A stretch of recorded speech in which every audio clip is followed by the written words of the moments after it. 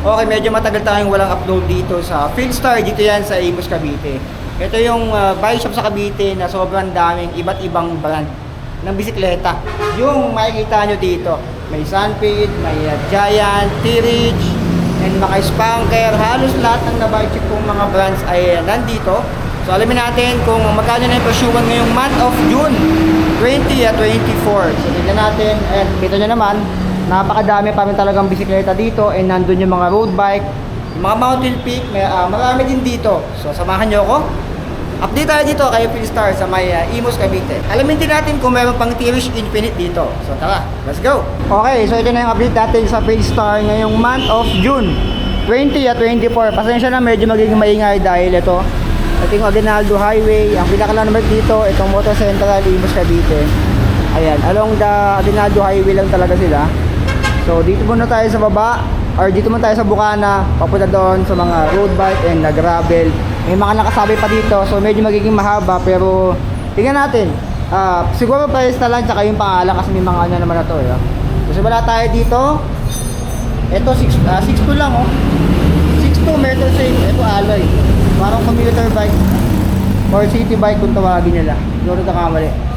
Ito Pinewood Patrol 2.0. Ito yung naka-Jory na. Magkano to? Ayun lang, wala siyang presyo. Ay hindi, 22,495. So sa baba muna tayo, paakyat. Ito, another Pinewood. Ito Franklin naman. Pinewood Franklin, 17,600. Ayan, naka-Shimano parts na rin to. And then ito, 11K naka-sale, oh.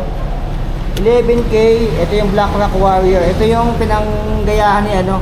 Ay hindi, ito yung ginaya si Toxic Brandon. So ganyan-ganyan yung frame Toxic Brandon. At yung mga piyesa, parang pangalan lang binago dito eh. So dito tayo sa kabila.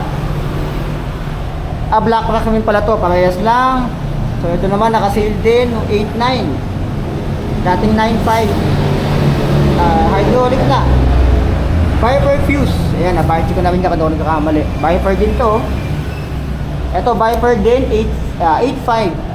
Ito Viper Fierce. Ayan. So dito tayo sa kabila. Totem Flex 3x8 speed. Tingnan natin magkano ngayon. 8.1. Dating 8.9. So nakasailing iba dito. Kamamihan pala. Ito nakasail. Ito yung dating presyo niya, 8.6. 8.6 na lang ngayon. Dating 9.5. Totem Cruiser. So kompleto pala mga totem dito. Ito Sunfeed Zero. Sunfeed Zero ay 3x8 speed. Hydraulic na. Kano to? Oh, 12,600 pesos. Katabi, Sunfeed din. Sunfeed 1 naman to. 3x9 speed hydraulic. 16,180 pesos. Katabi. Anong Sunfeed to? Ito, Sunfeed Roll naman. Ang dami din palang Sunfeed dito. Sunfeed Roll ay, tingnan natin, 20,900 pesos. Katabi naman ay Sunfeed Ace. Ayan, ibang ano to. Ito yung nakasaram, 1x11 speed, 30,100. Saka naka-Shimano MT200 ngayon. Ito naman Atomic Bowler, 3x8 speed, hydraulic na rin. 7.8 na lang, oh, or 7.9. Dating 9.5. So nababa ng presyo. Atomic Assassin. Ito yung MTB ng mga Assassin, 3x8 speed, hydraulic na, 7.9. So magkapresyo lang halos. Dito, Viper First Team pala to, tsaka ano, parehas lang. Sa taas, tingnan natin. Totem din to, Totem Musketeer naman to, 3x9 speed. Magkano to? 13,000, pero tingin ko lubang presyo yung ganito. Ito naman 10,600. Totem Master pala to. So sa katabi, Paxer Evans, hydraulic na.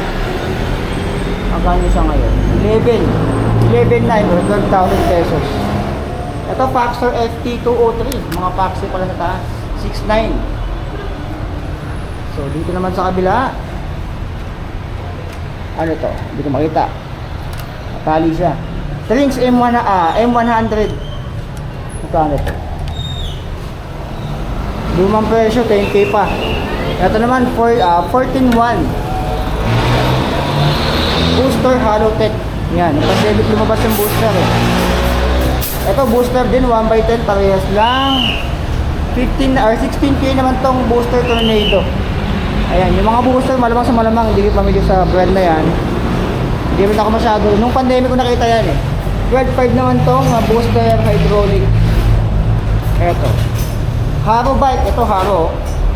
Hydraulic na 3x8 speed. 19, pero tingin ko lumang presyo. Yung nandito. Sa taas. Hindi pa na-update yan. Ito Black Rock din. Ito Legend, 1x12 speed. 17.5. Dito 34,000 si G4 Cyclone. Ito yung nakasaram SX. So, tayo sa kabila. Ito meron pa sa unahan. Sunpid Rule. Ito 27.5.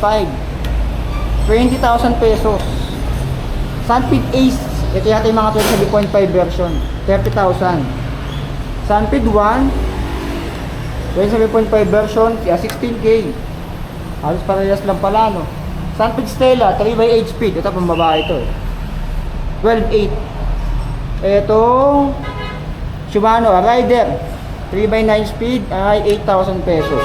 Ito Jackal hydraulic na 1x9, 9.5. So ito naman 9.5 din. Parehas lang pala, Jackal din pala to. Bike Tech hydraulic, 3x8 speed ay 7.9. Ayan, so sa baba tingnan natin. May traction din pala dito. Ito.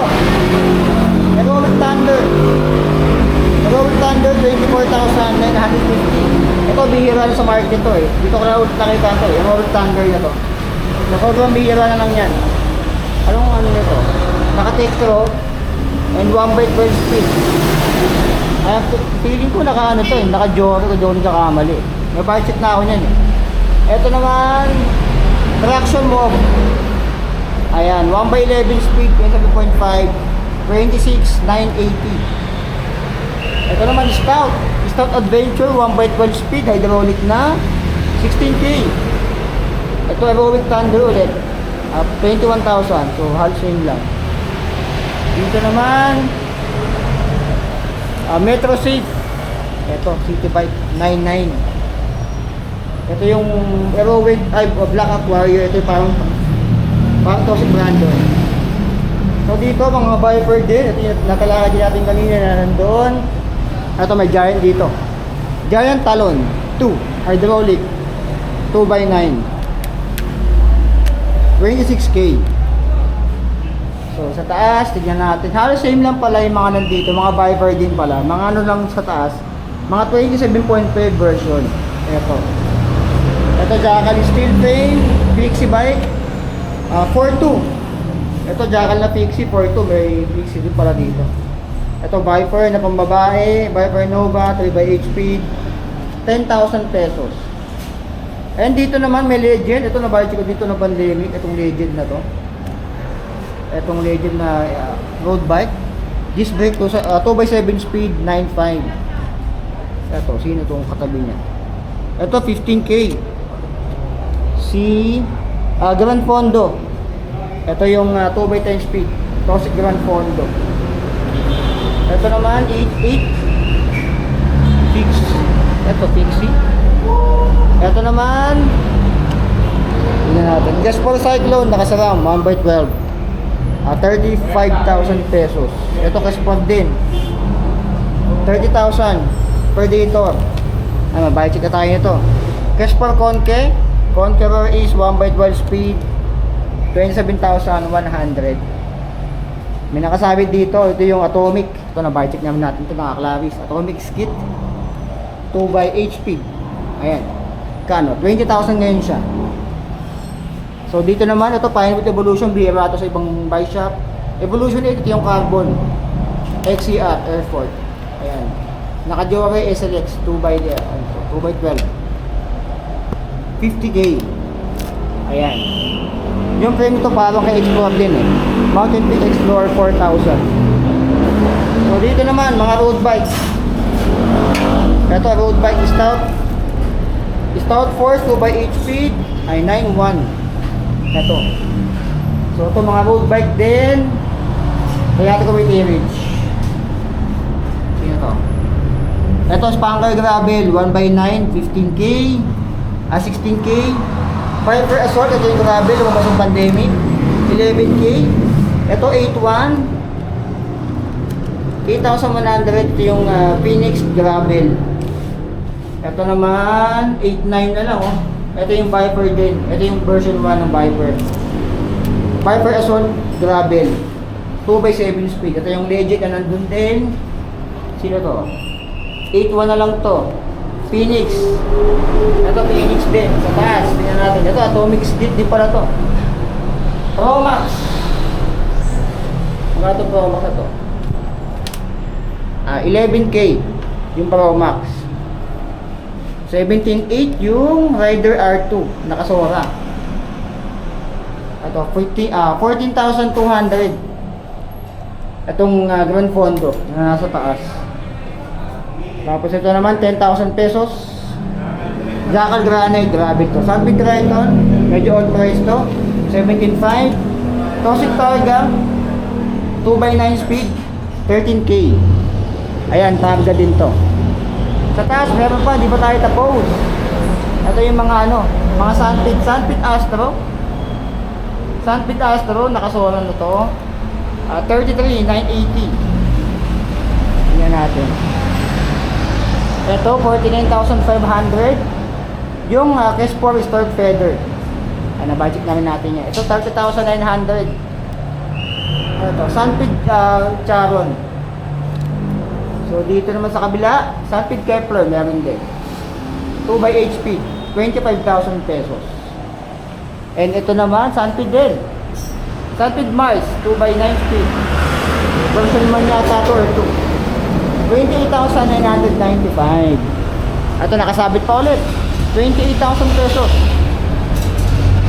Ayan nga. Kes4 Ultimate Aero 20 nakasura. Tapos dito 34,600 yung Mountain Peak Explorer. Ito yung carbon. Ayan, ito yung mga carbon frame nila. Tapos sa dulo o sa bukana 42,000 pesos. Ito Kes4 din to.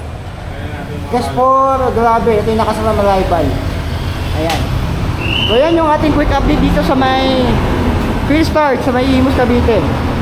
So ano masabi nyo? Medyo hindi masyado na bago yung ibang mga presyo dito, pero yung mga bumaba dito yung mga budget mga nandito. So yan mga alien, like, comment, share, subscribe. So bigay tayo, love you all. Dining out.